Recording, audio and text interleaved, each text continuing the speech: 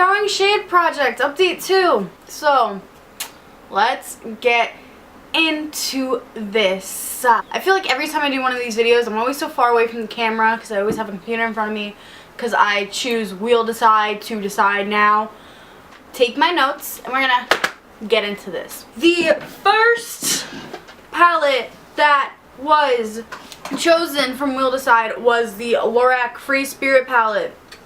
This doohickey. I kind of stated what I thought in my Pan That Palette series, which is a monthly thing I do where I try to go through almost all my palettes, have a nice rotation. So I used this palette 5 times. This palette I feel like will be very easy for me to pan. The only real downsides of it is this lilac color. It's going to be a pain in the ass. It's not pigmented as I would like it to be, so when I try to do looks with it, it's not good. I might have to, like, when I decide to pan this, use it as like a base shade, and I think that will like make it work. That's what my thoughts were on this. I wish I got more use out of it because it is an easy palette, but I'm not too bad at myself because you'll see the other items that were more tricky. So then the second week I was given the Urban Decay After Dark palette. So this boy, I only used it 3 times. This was the week I was away, and when I came back I just went straight into a funk. I pretty much stopped wearing makeup, so it's been fun. But pretty much my only downside to this was I couldn't get a cohesive look that I wanted to get.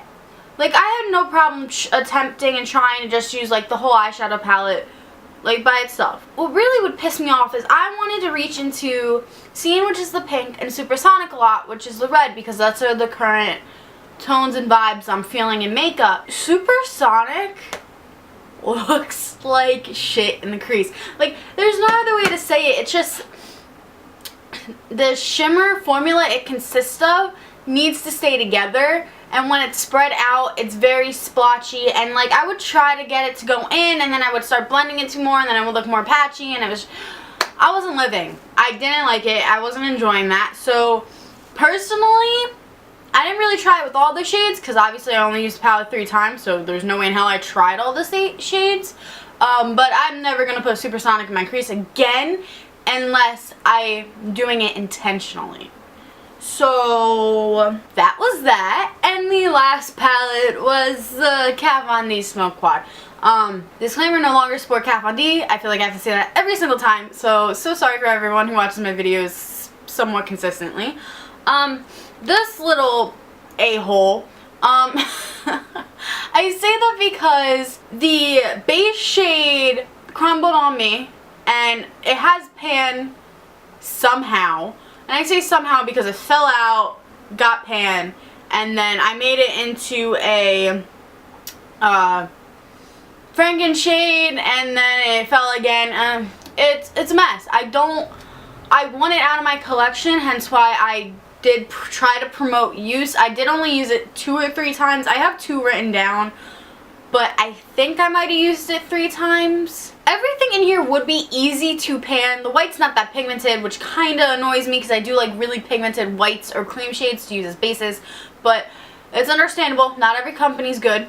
And that's just in general, not just shitting on Kat Von D to shit on Kat Von D, you know what I mean? The black is actually not bad, which is good, so I know that I can gravitate towards this black and start panning this black first. I think I'm setting off a reflection because my cat's staring at the ceiling. That's nice.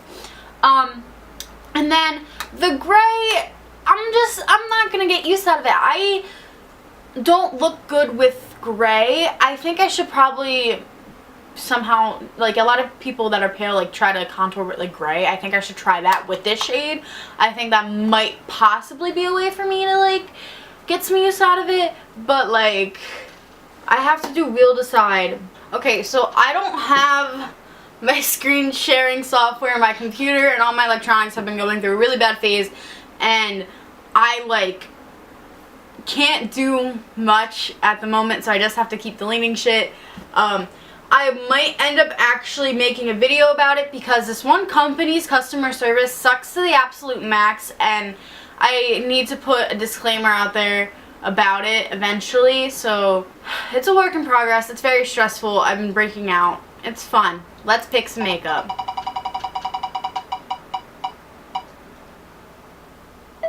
I had a feeling that was going to be picked. It's the Too Faced Chocolate Bonds palette. So that's week 1.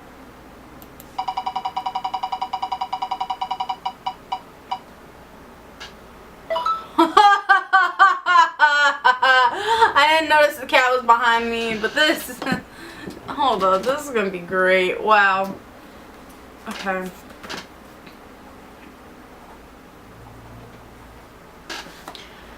And our last one. Okay.